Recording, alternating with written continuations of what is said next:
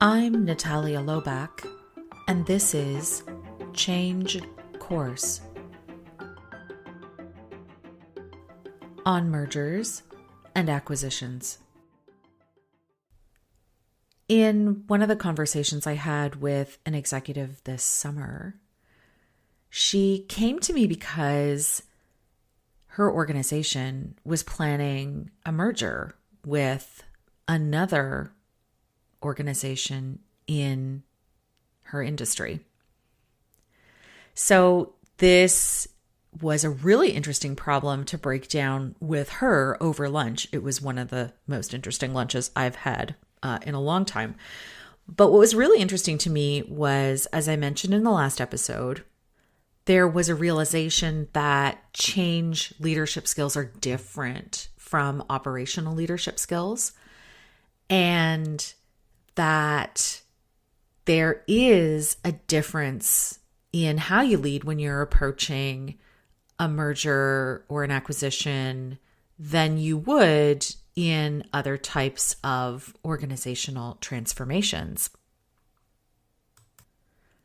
So what I found in the realm of C-suite leadership over the many years that I've been doing this type of work is that you've got two tracks really for leadership. One is that you are an incredibly strong functional or operational leader. You understand your functional area incredibly well. You can lead improvement or modernization or efficiency, or really bring that area to the next level. The other track is change leadership, where functional leaders and really strong functional leaders tend to stay with organizations for a while or progressively move through larger and larger organizations.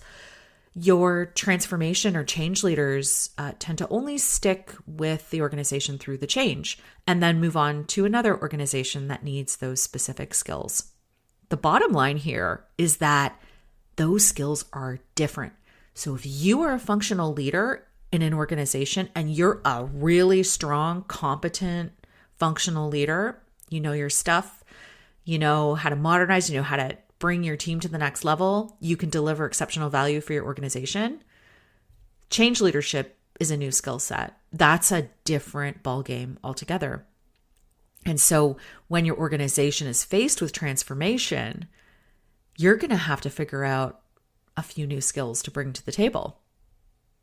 That was one of the most interesting realizations and conversations that I've had at this level, and really shone a light for me on why change leadership skills are so important and why they're so different. So for the rest of the episode today, I'm going to pick apart a little bit more about what are some of the things you need to be doing or thinking about if your organization is on the precipice of an organizational change. We're not going to talk about technology transformation today. We're going to save that for the next episode, but we are going to talk about org changes. So what are the kinds of things that typically face an organization when you're looking at transformation? Restructuring, mergers, acquisitions, and divestment. 4 types. Pretty simple to break it down. So when you're going through a restructuring, maybe that is, you're looking at cost cutting, you're looking at streamlining or bringing efficiency to an organization. That's where you're looking at reorganizing the organization around either streamlined or new functional areas, and you are going to have a lot of people changing roles in your organization. So people will go home one day, one night, they'll all go home. The next morning, they're going to come in and the organization is different. Their job is different. What they're doing is slightly different. Who they report to might be different, and their team is probably different. So it's a lot of change at the people level, and it's also change for your managers and your leaders. When you're looking at mergers and acquisitions, it's a similar type of thing.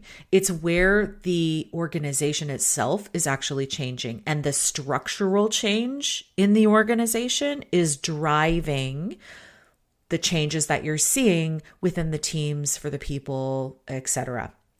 So what you need to remember about this type of change, this type of org transformation, is that it's all driven from the organization's operating model and structure.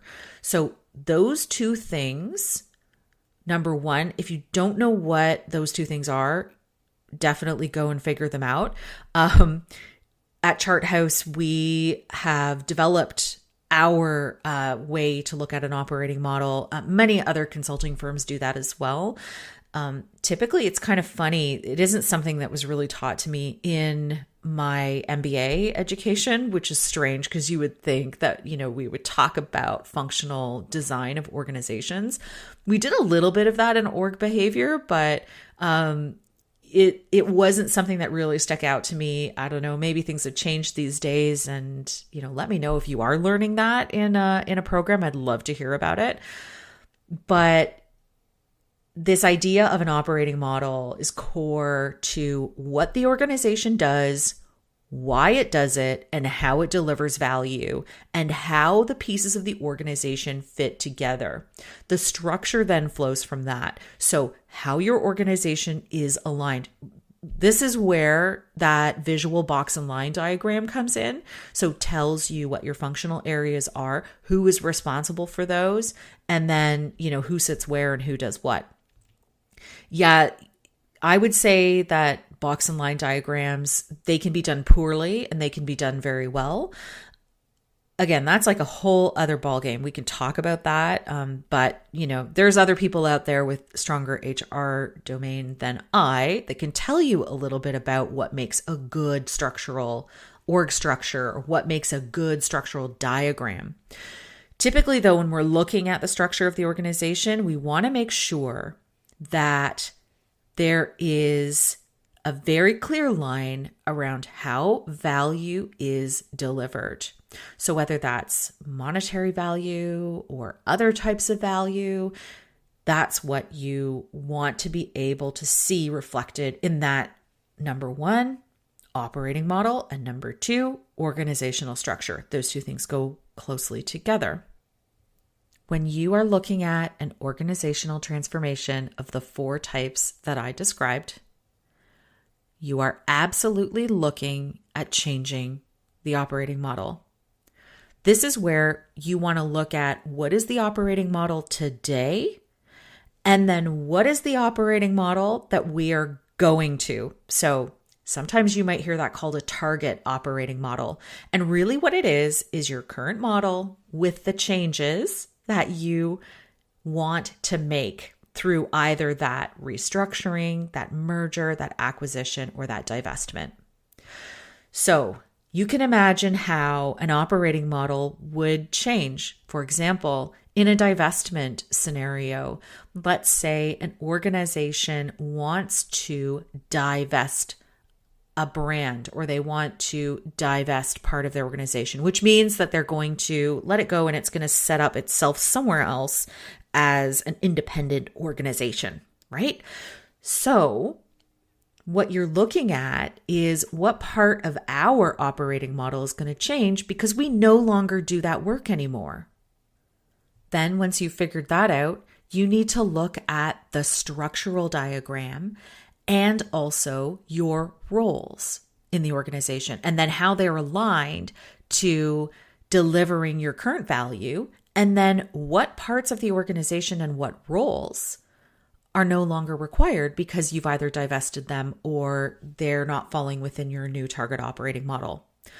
That's really the core and the center of these types of organizational changes.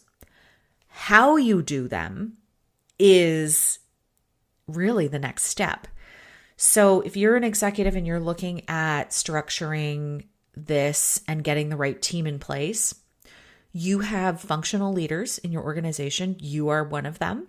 And those functions need to continue to be delivered and managed. what you are going to need to bring in is a short-term concentrated team that will focus on the transformation. So some organizations who do this a lot, well, they have a transformation office.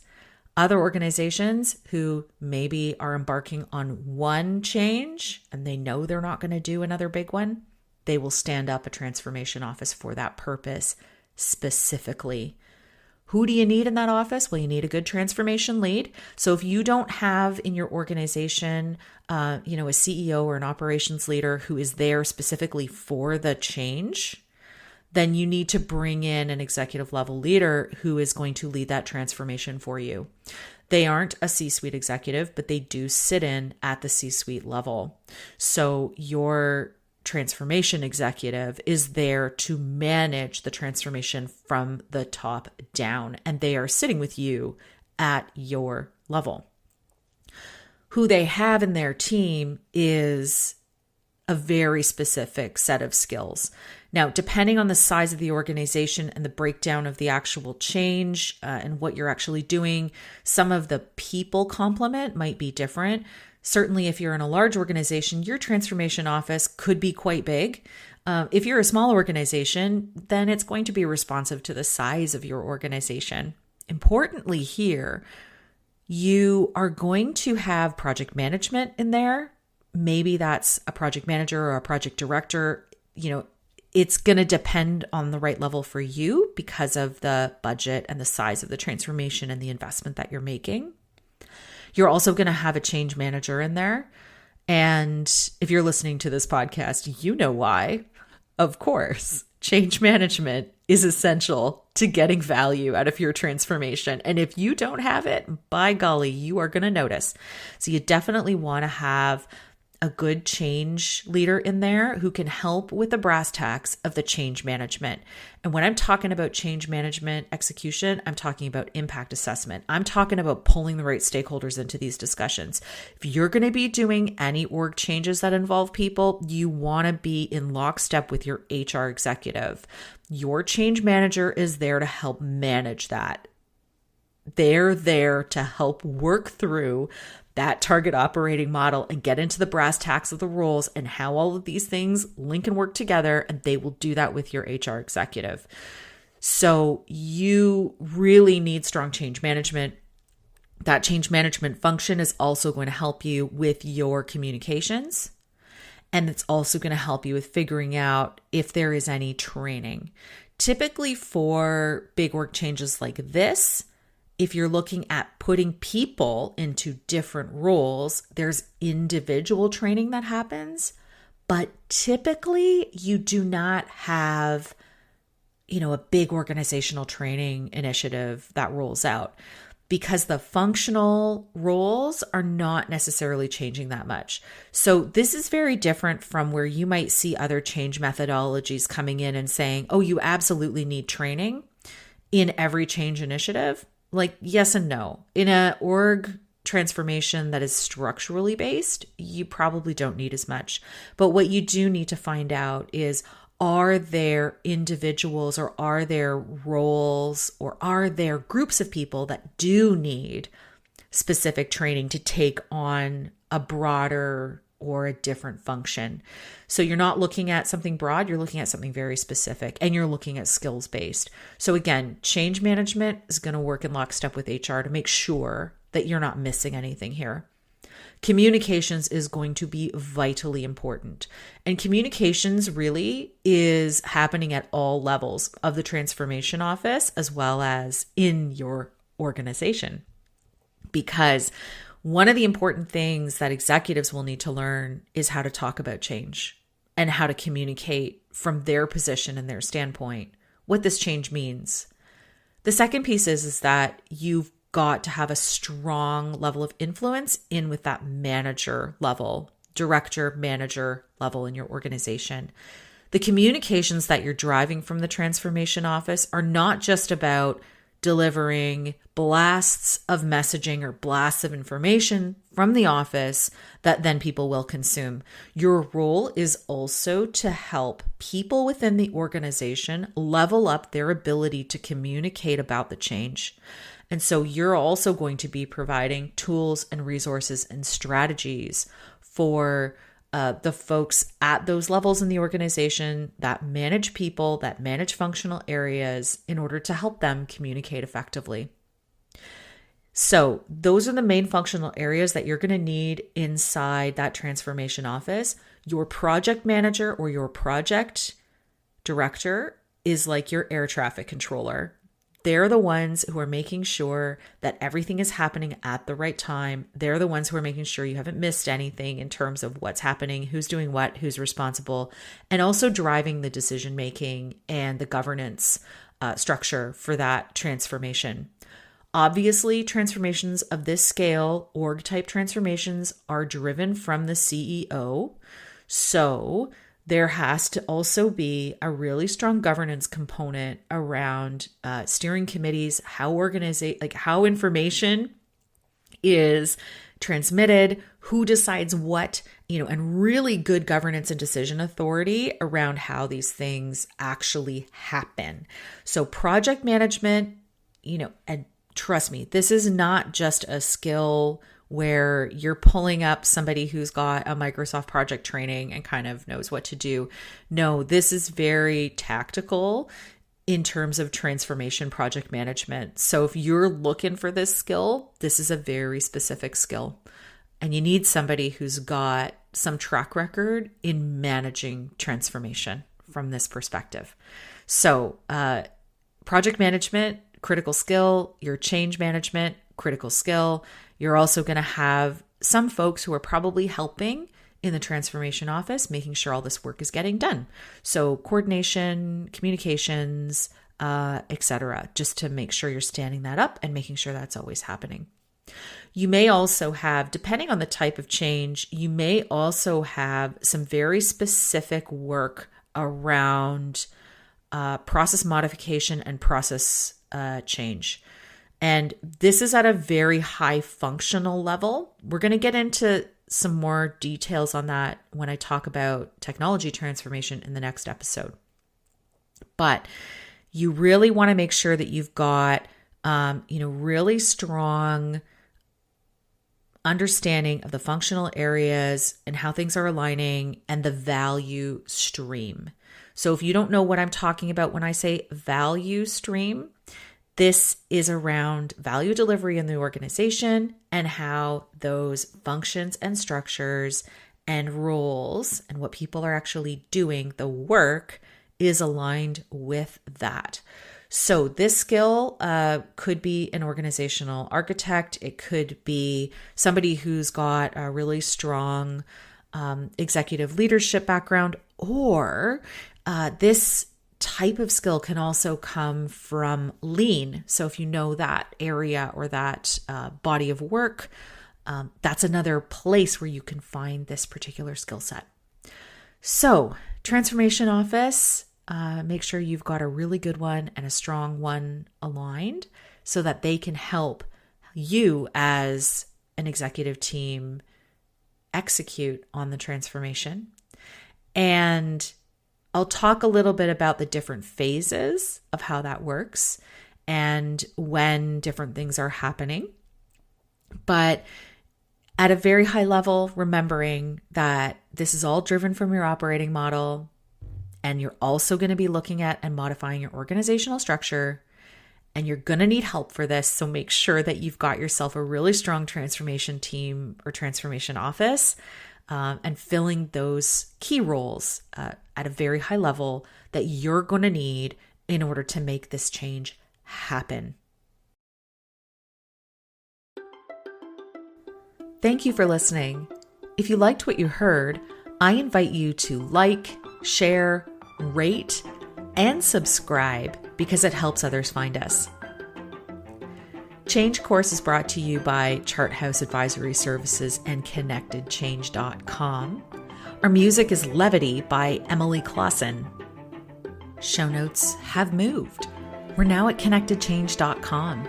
So visit us there under the Change Course podcast page, and you'll find a list of all the resources that I've mentioned here today. While you're visiting us, sign up for the Change Navigator newsletter. You'll keep on top of all things change, and every month we are sharing exclusive content and resources only with our subscribers. So don't miss out. Sign up at connectedchange.com. Thank you for listening, and remember, it's never too late to change course.